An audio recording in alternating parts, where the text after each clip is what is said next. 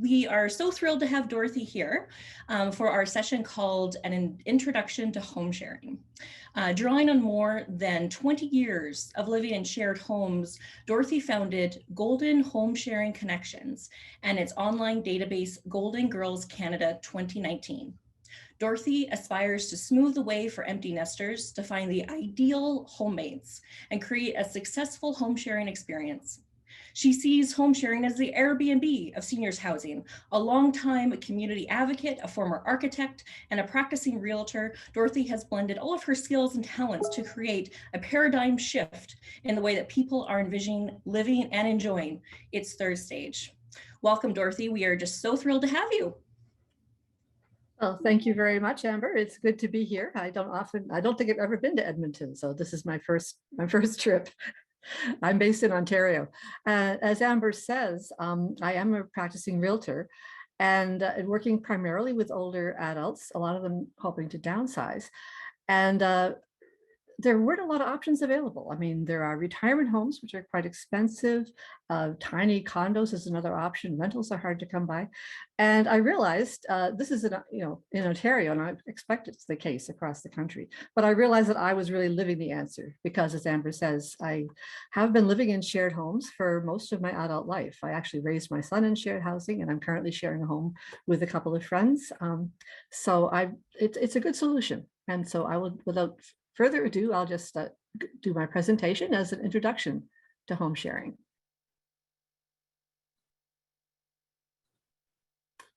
So, introduction to home sharing.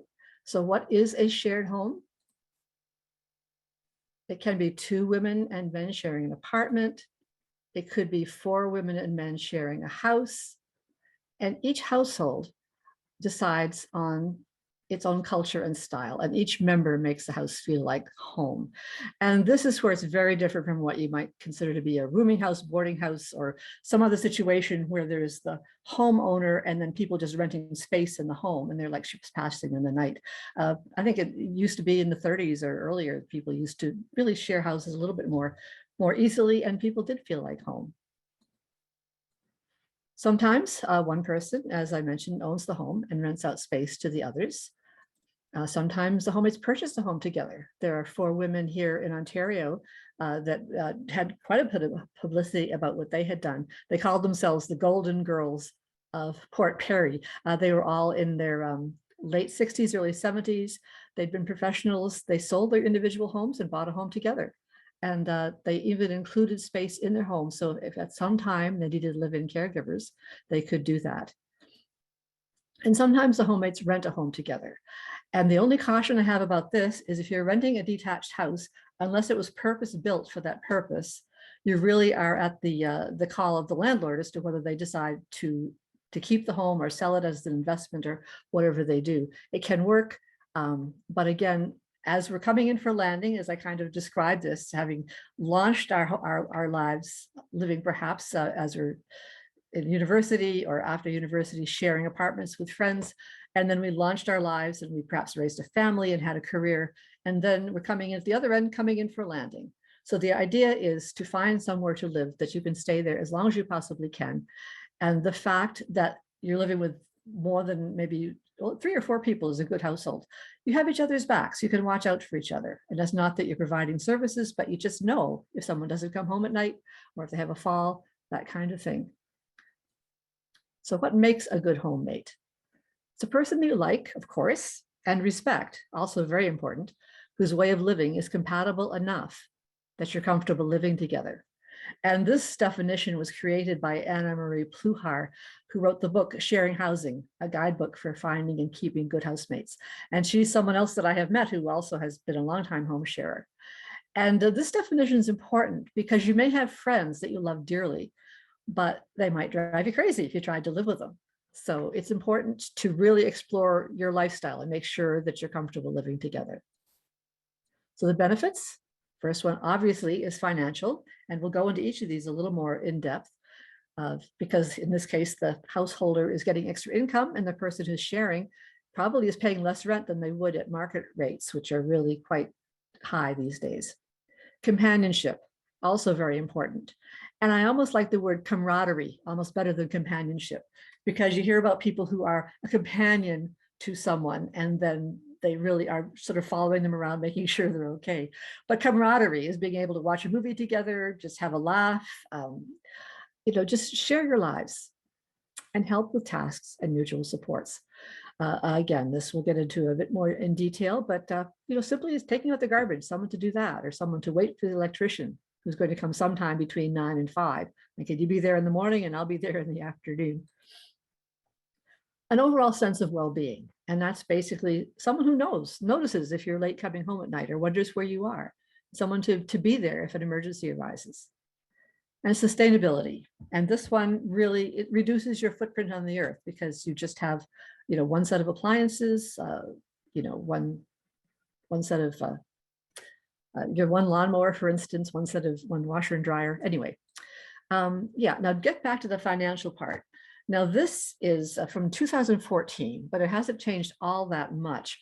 Back then, a single senior living alone, their median income was only about $26,000. And measuring that in terms of cost burden, if you have a median income of $26,000, that's under $2,200 a month. It may be up from that slightly now, but if you consider, they recommend that you pay no more than 30% of your after-tax income on housing, and that's only about $650 or maybe $700 or even $750 a month now. But still, it's very difficult to find anything to rent for that kind of money. And even if you're severely burdened and paying 50% of your after-tax income, at that point, you really are at risk of homelessness should an emergency arise where you lose your income, you're struggling. And that's still only $1,000 plus a month. And again, it's hard to find anything for that.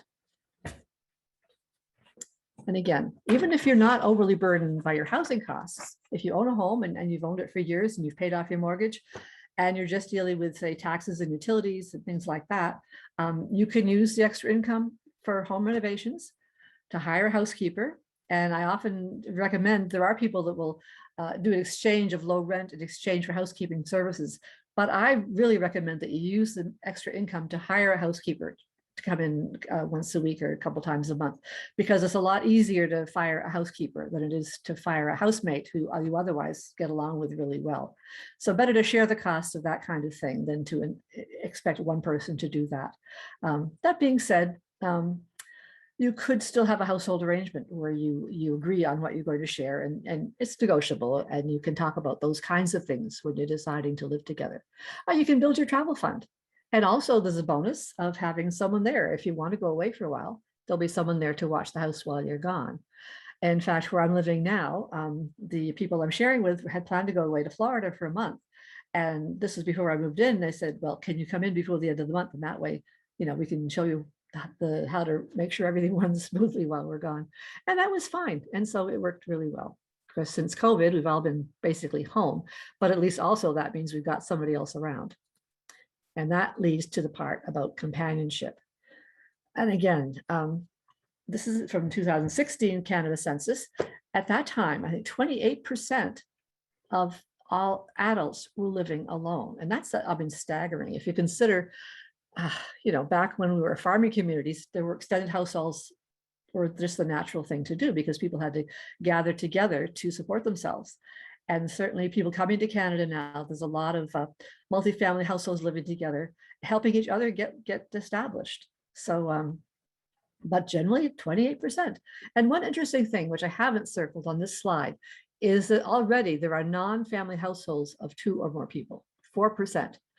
And I did a calculation. I think the total number of households was 34 million, and 4% of that was about 500,000. So 500,000 non-family households already in Canada for a variety of reasons. It could be the young people just starting out. It could be, there's lots of different arrangements, but the non-related people living together is, it's definitely a way to consider. So chronic loneliness has a higher risk of early mortality than smoking a pack of cigarettes a day.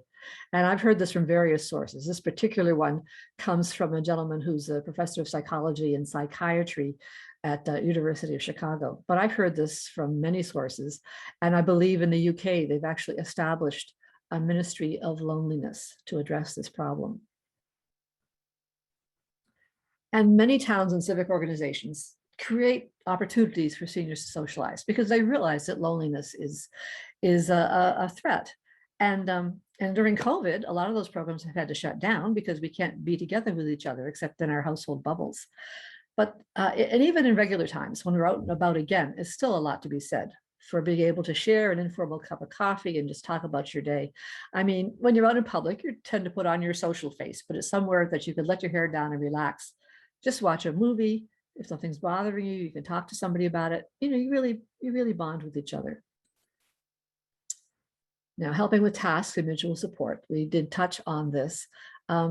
Basically, running errands. It's a lot easier to ask someone to pick up some ginger ale on their way home if you have an upset stomach, then you'd never call your next door neighbor and ask them to do that.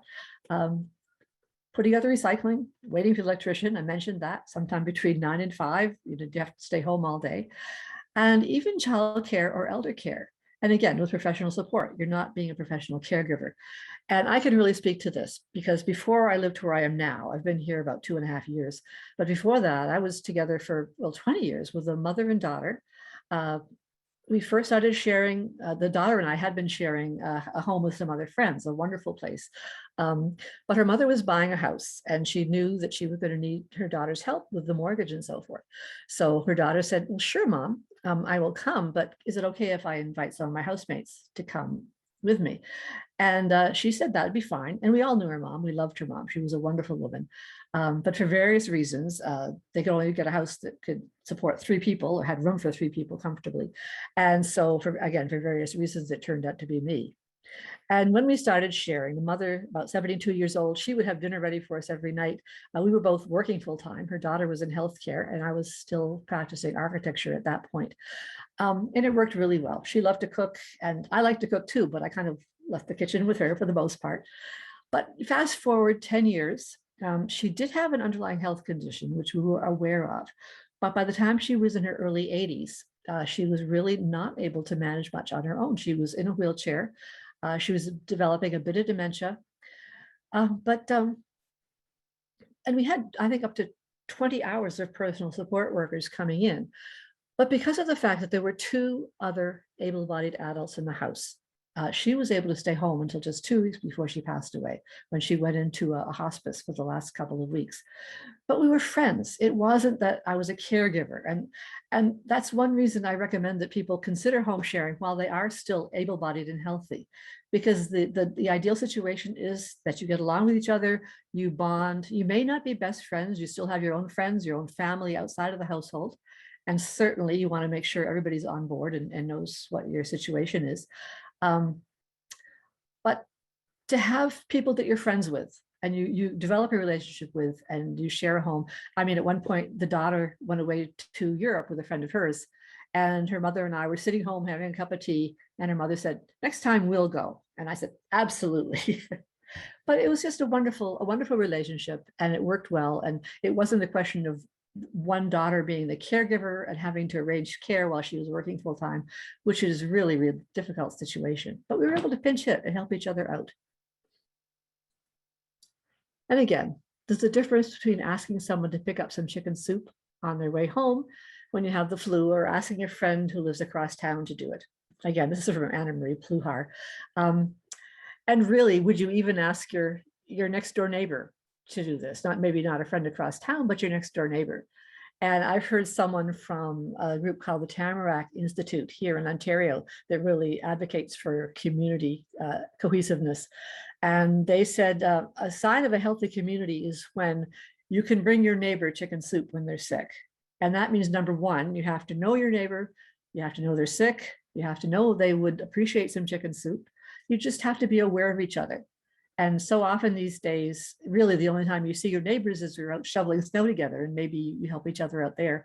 And sometimes when you're mowing the lawn, you may talk, but again, some communities are more cohesive than others, but you know, it's just having somebody in the house is just a much more informal, comfortable way to live. And again, sense of well-being, you can't depend on vitamins to give you all the nutrients you need. You need to eat whole foods. And you can't depend on social programs to make your life worthwhile. You really need the variety and spontaneity of people in your life naturally to truly feel a sense of well-being. And again, I think Margaret Mead said there's a universal need to know that someone will notice if you don't come home at night and wonder where you are. Human beings are social creatures, not just in the trivial sense that we like company, or the obvious sense that we depend on each other, but we're social in a more elemental way. Simply to exist as normal human beings requires interaction with other people. And this is from Atul Gawande, who's an Indian American surgeon and author. And sustainability, this one's almost a no-brainer. You know, it's pretty easy to see that sharing a home with someone will reduce the amount of the earth's resources that you need to live. You have one kitchen, one house full of furniture, one heating bill, and so forth. Just one more thought on that one. I'm just going to go back to that for a second. In Ontario, there's something like 5 million spare bedrooms across the province. And that's been calculated to be about 24 years worth of affordable housing construction. So on one hand, can the province ever afford to build that many houses? And will they be able to do it quickly enough to fulfill the need? And what does that do to the environment when you have this space available? And again, it's not a question of piling people into your house. It's a question of finding people that you like to share your home with. You may know them already, but maybe you don't. And that's kind of why I've developed the website that I've developed, which helps people to find each other and find people and compare lifestyles to make sure you're compatible. And of course, you always do the due diligence of checking background and ability to pay, that kind of thing. Again, this is speaking from a homeowner's point of view, but the housemate, the same thing. You want to make sure that where you're moving into is going to be a compatible situation. Anyway, 24 years worth of affordable housing construction. I don't know what that's like in Alberta, but I'm sure you can find the statistics. So this is Kirby Dunn, director of HomeShare Vermont. We've done the surveys. People say they're happier, sleeping and eating better, and feeling safer in their homes with someone around. If I sold you that as a drug, you pay thousands. But let's step back for a moment. And this actually, some of these, this cringe factor is a term that I got from the 4 women who bought a house together in Port Perry, because they do presentations too. And people kind of look at them and say, oh, people may recoil at the idea. You're giving up your independence. What if they have different habits of living? How could I ever share my kitchen? Will my visitors feel comfortable? And truly, in a way, you're creating more independence for yourself because you can come and go more freely if there is someone in your house. Or again, if you're renting, your rental costs are a lot less if you're sharing a home, because the homeowner doesn't need to charge market rents. They just may need enough to help to supplement their pension income. So you're more independent, you're more at ease because the financial burden isn't so great. And different habits of living, well, there again, you just have to really be aware of what's important to you and how you live. And the workshops that I do, a big part of them is the How Do I Like to Live questionnaire, where you look very closely at yourself and just everything from how you use the kitchen to how much you entertain to what you like to watch on television. So many factors, and you really have to know that for yourself. And you have to know what's our non-starters, which you absolutely can't live with, and what you absolutely have to have as well. And sharing a kitchen, in my case, that's a question I often get is, well, you're sharing a home. What do you do with the kitchen? And I say, well, we cook in it. And for the most part, almost everywhere I've lived, I have been sharing a kitchen. And basically, we've been shopping for groceries together, and whoever buys the groceries writes down what they spent. And at the end of the month, we divide it up by 3 or 4 people, depending how many there are, and settle up that way. And I mentioned the last house I lived, the mother did a lot of the cooking for many years, but eventually I basically took over most of it because at that point I was in real estate. I had a more flexible schedule, and I like to cook, so it worked out well. And my housemate would come home at around 7 o'clock or 7:30. She might even have picked up something because she was hungry, and then she'd take leftovers for lunch the next day. But it's a very easy way to live. But other households, people do have, different parts of the fridge. This is yours, this is mine. If someone's a vegetarian or someone has special dietary requirements, those are all the kinds of things that you would talk about before you start sharing. And yeah, the comfortability of your friends. Again, I think your friends have to get used to the idea that this is your home if you've moved into someone else's home, and the homeowner really has to make space for you and realize that as much as their kids, it was their home when they were there, and now this is someone else whose home it is. So it really is a paradigm shift. So the reality check is, how many people do you know over the age of 85 who are successfully living at home? They may say, oh yes, we're fine. My daughter checks in on me every day, or they'll take me places to my doctor's appointments and stuff, so I'm fine. But the thing is, they are relying on friends and family to look after them.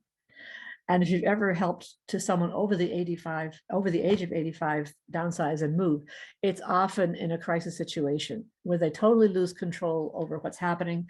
I know I've talked to women in retirement homes or long-term care homes that say, oh, I wish I had done this so much sooner, because I don't know where my things are now. My kids, I came in here and my kids took care of everything.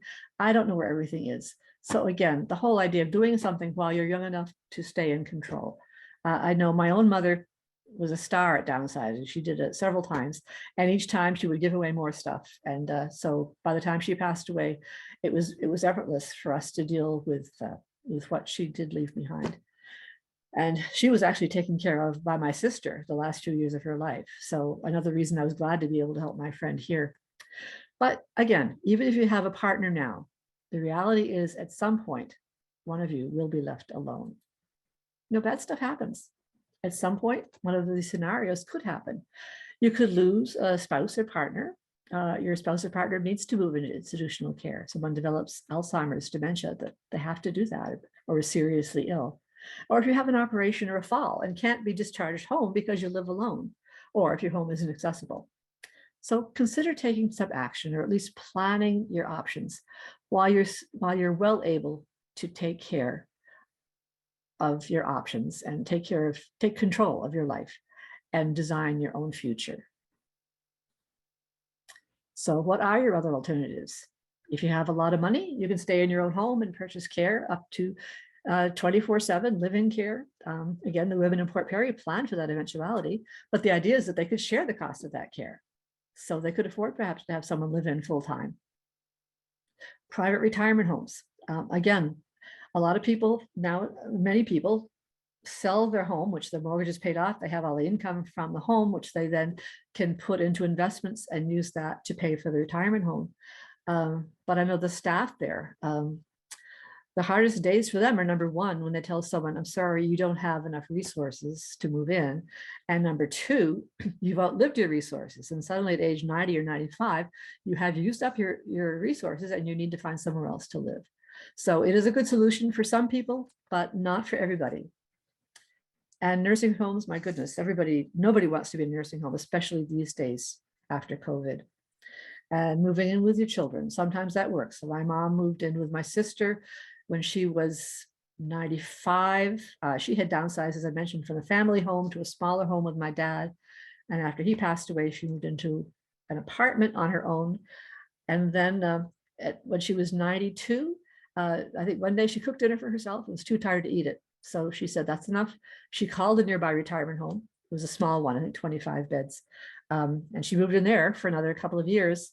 But then she was beginning to fail in health. And they said, look, I'm sorry, you need more help than we can give you here. So either it's going to be a nursing home or your family. And my sister said, well, Mom, I got the house here. This was in Vermont where they lived. I bought the house here with the thought that someday you have a place to come. So my mom said, I think you're crazy, but I'm very grateful. And so she moved in with my sister, and my goodness, Mom was grateful and my sister was patient, but it was hard work. And it was another 3.5 years before my mom passed away at age 98.5. So it can work, but every family is different, and you have to know if that's something you'd be comfortable doing. So it is a paradigm shift. The whole idea of sharing your home with a stranger is new and not immediately comfortable for many people. But again, as someone who's lived in shared housing for most of my adult life, I can speak from my own experience in saying that it is a viable and enjoyable way to live, and you won't be strangers for long. So I will stop sharing now, and if there's any questions, I would be most happy to answer them. So Amber, I think you're on mute still.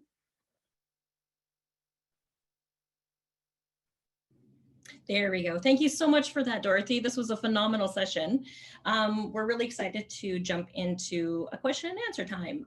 So if you're not familiar with Zoom webinar, there's a couple different ways that you can ask Dorothy a question. So the first way is if you would like to type her a question. So if you see at the very bottom of your toolbar, there is a Q&A chat box. You just have to click that and you can type in your question there. If you would like to ask a question and speak on the phone, all you have to do is click that little raise hand button, and then I can unmute you. Yeah, and that's all I have. So anybody who would like to start off the questions, please feel free.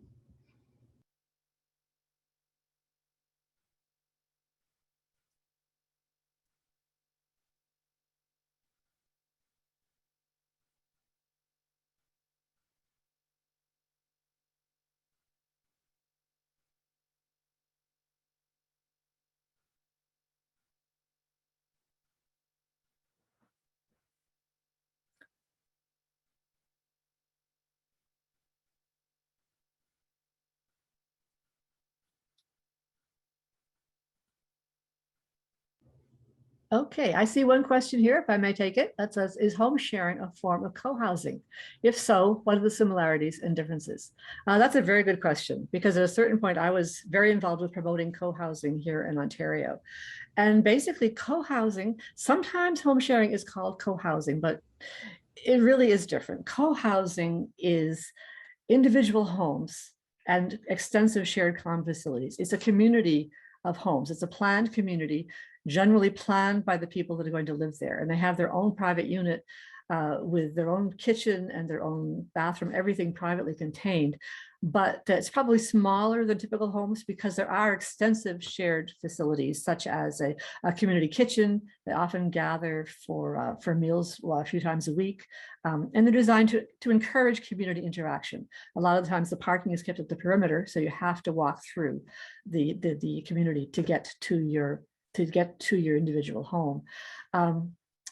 But home sharing, I've also heard in Ontario, I know, was it Ontario? Was it? No, this was HUD. I think it was Housing and Urban Development in the States did a study on shared housing, and they referred to it as co-living instead of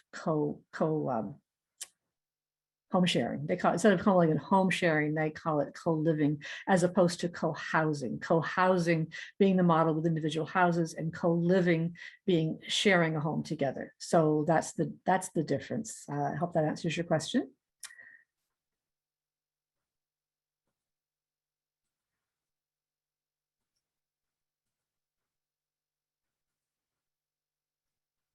Oh, are there safety and standards required? Well, there are organizations, and I believe there is a group called Canada HomeShare, and they had launched a problem in Toronto, and they're now doing one in Peel region where I live, and I believe one now in Vancouver. And that is an organization that does the actual matching. And it's primarily for older adults and students, post-secondary students. And they do go into each home and do a safety check, make sure that it meets certain standards, because they are taking responsibility for that. The service that I offered is much more self-directed. So the individuals who are looking for a home would have to satisfy themselves that they felt safe living in the home that they're looking at. It's really, anywhere that I've lived, it's never been an issue. Because we've known each other and so forth. But you do your due diligence and you make sure that you're comfortable that a place is safe. Let's see, did I answer that question? Yeah, again, the standards, I think that the matching services, they do make sure a home meets certain standards. On the self-matching side, you would have to be aware yourself, and it is self-directed, and you decide yourself whether you feel something is safe. Okay, to differentiate between a roommate and someone being seen as a common law partner. Uh, that's an interesting one. And I have heard that someone was trying to stretch the rules a bit by saying, even though that they were living in a same-sex common law relationship with someone.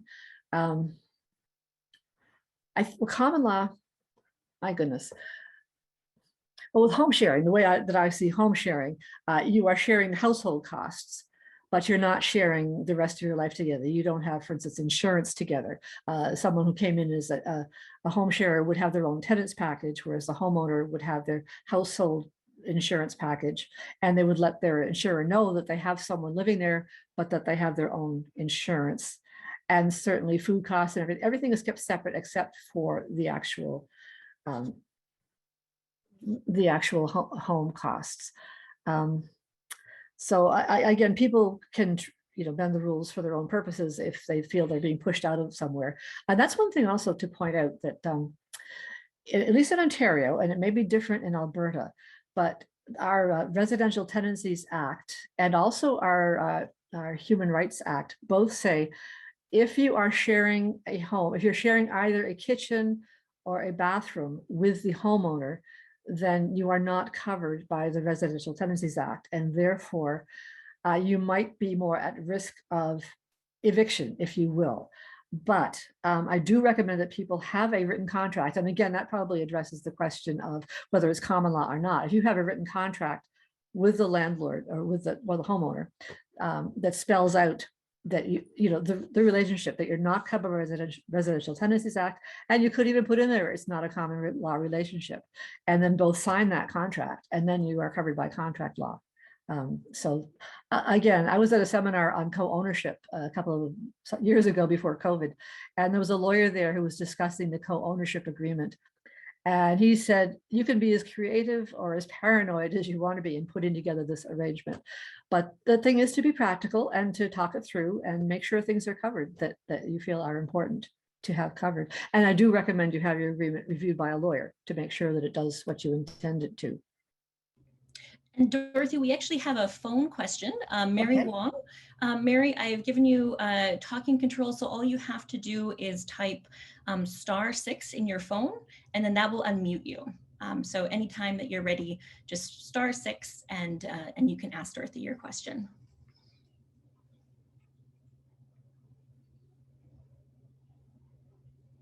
Hello, can you hear me? Yes. Okay, sorry, I'm not using this correctly, obviously, because I don't recall doing a phone question, but I did want to ask how, from when you first started, Dorothy, first of all, thank you for this presentation. I find it really interesting, very informative, such a simple concept that really speaks to a lot of issues. And I'm just wondering, like, from when you first started 20 years ago, what kind of changes have you seen? Anything notable? Or is this just kind of a solution that's just kind of very simple, and it just seems to, how some things, when you keep things simple, those are sometimes the best solution. Yeah. Well, certainly, if I just do a little quick parallel to real estate, because I am in real estate as well. And well, years before I ever started in real estate, I hear stories about you used to be able to make an agreement on the back of an envelope sitting on the trunk of your car. Okay, I want to buy your house. Okay, here's the deposit. I'll pay you the rest. And that was it. And now real estate contracts are pages long, and they have addendums. They have all sorts of schedules and all that kind of thing. And it's all evolved over time, because I'm sure situations come up and they go to court and then they get resolved. Like, how are we going to patch this hole? And they create new regulations and so forth. So I think the same with home sharing. As you say, it's a very simple concept. And there's no reason that if everyone is well-intentioned, that you can't live together without anything in writing at all. But the thing is, in this day and age, unfortunately, things have evolved where there are people that might take advantage, and that's where it's important to have something in writing. But there's nothing, no matter what you put in writing, it's going to come down to, I mean, in order to enforce that, you would have to go to court. And of course, nobody wants to do that. So the key is to establish an open, honest relationship and a sense of trust, and to be trustworthy. And then, it is simple. It really is. But you do have to make sure you're on the same page. And that's why it's good to have a written agreement, because that's what you're agreeing to. And then if issues arise, you can always go back to that. Ideally, you put it away and never have to look at it. It's a bit like a prenuptial agreement. And in a way, I think people that get married should probably go through this process of looking at their lifestyles and making sure they'll be compatible, because people get stars in their eyes and think we're going to live happily ever after. And that doesn't always happen. But there is family law that governs that. And of course, landlord-tenant law covers that. Ideally, maybe they'll come up with an act at some point that governs home sharing more specifically. But in the meantime, I think contract law is what covers it. But it is a simple concept. And truth be told, having a written contract has never been a big issue for me, but I do recommend it because I don't know all the people that will take advantage of this opportunity, and I want to make sure that they protect themselves. I don't know if that answers your question.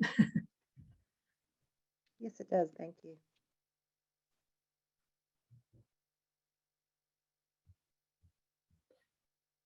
Any other questions? Or?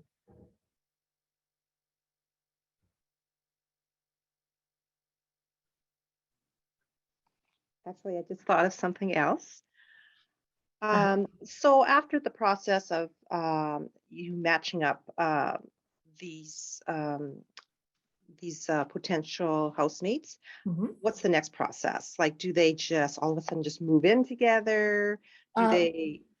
Yeah, well, I have a workshop that I do, a very basic workshop that covers kind of all the steps to really creating it. Because this presentation is sort of what it is and why you want to do it. And then to really look at how you do it gets into a lot more detail. But basically, you know, supposing someone did become a member on my website and they want to contact someone else. The website, basically, you can write up to 500 words about your lifestyle and about 500 words about, you know, what you're looking for in a home or offering in a home.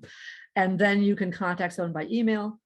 You have a brief conversation, make sure you're on the same page with, you know, what you have to have in your household, what you can't have. For instance, smoking, drinking, and pets are kind of the three first steps. But beyond that, it's whether it's loud music on all day or entertaining all the time, that kind of thing. Yeah, if it sounds good, you talk to someone, then you arrange to meet. And it's always a good idea, especially if they're coming to your home, that you would have someone with you, and the person coming could bring someone with them as well, and you might want to meet for coffee first or something like that. But the idea is to have someone there, not only for safety, but also to have a second opinion. And supposing someone comes to you, are you a homeowner yourself, or would you be looking just? Well, supposing you're the homeowner, yeah, you'd want to have someone there. And if you're coming to the home, if the home doesn't, like, you walk in and right away you can see that it's not going to work for you for whatever reason, the room is too small, or that's too dark, or the house is not kept to the standard that you're really comfortable with, you don't have to stay for long. You can say, you know, I don't think it's going to work. But in any case, you wouldn't make a decision on the spot. But if everything looks all right, you might have a more in-depth conversation and go through more about the lifestyle things and so forth. And then again, you would not make a decision on the spot. You'd go away and then you would check references. And honestly, the person coming to look at the home could ask the homeowner for references too. And then they could talk to the references and say, you know, why is this person looking for a housemate, you know, or you could ask, and again, in the phone conversation, you might ask that question as well. Like, why are you looking for a homemate?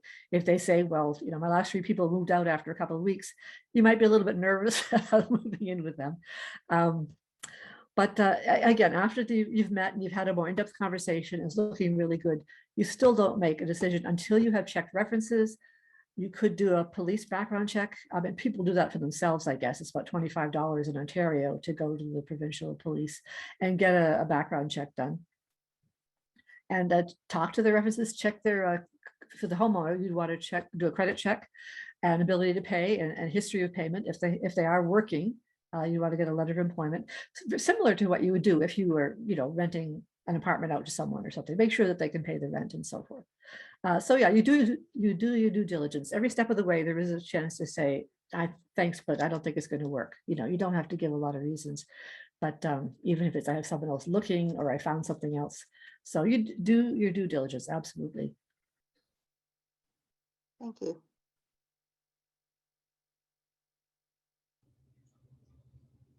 Right, we have time for perhaps one more call or one more question, and then we will wrap up.